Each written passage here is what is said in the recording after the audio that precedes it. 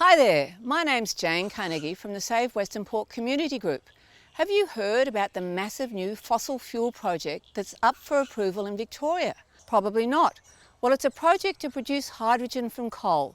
That's right, a huge new project that will keep our dirty brown AGL coal mines in the Latrobe Valley operating for much longer than anticipated. I want to let as many Victorians as possible know about this monstrous project. If you care about our environment and the climate emergency, we need you to help fight this absurd and dangerous project. Officially known as the Hydrogen Energy Supply Chain, or HESC for short, this project has been planned for a few years with both state and federal government financial support. Now we need to grow the campaign and ensure HESC goes no further. And who's behind HESC? The three main partners are huge Japanese companies, including Kawasaki, Sumitomo and J-Power. Because guess what? The dirty hydrogen is for Japan. And how will it reach Japan? By ship. But first, the brown hydrogen must be sent from the Latrobe Valley to Westernport, where the plan is to liquefy it in a huge industrial site and then ship it some 11,000 kilometres. Westernport is a Ramsar site and UNESCO biosphere. The state government has already earmarked Westernport for its huge wind farm renewables project. There is certainly no room for both projects without massive environmental harm. So far, the Japanese partners and our Commonwealth and Victorian governments have invested some $496 million on HESC, and that was just for the pilot. The pilot was supposed to make 3 tonnes of liquefied hydrogen, but they couldn't even extract this amount from the coal.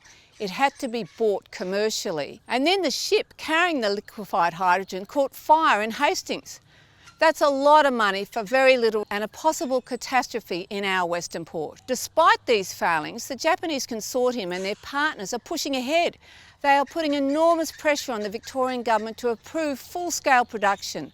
Commercial production would involve new coal mining, significant energy and water requirements, producing large quantities of waste and sludge, and massive new emissions. These new emissions are estimated by the Australia Institute to be between 2.9 to 3.8 million tonnes of CO2. These are new emissions for us, not for Japan.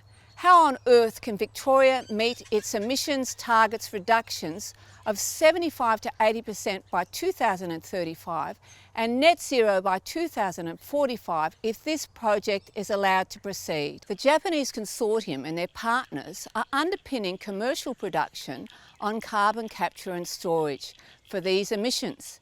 But we all know carbon capture and storage has never worked at large scale anywhere in the world.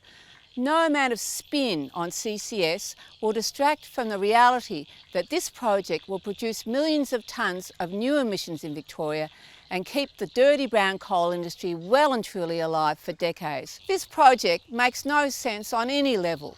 It seems all the costs and the risks are with the Victorian government and its people, with no benefits for us. There is no political, economic or environmental licence for this project. Victoria must focus on energy from renewables, including green hydrogen. The Victorian government either stands by its climate change policies or it doesn't. So what can we do together to convince the government to stop this project now? Sign the petition to have a full debate in the Victorian Parliament. Write to the Premier and your local members of Parliament and tell them your views. And write to the AGL board, who are supplying the brown coal for this project. If you're part of a community or environment group, show them this video and get them involved, or join with the following groups in fighting this project. Please join us to stop this new fossil fuel project from going ahead.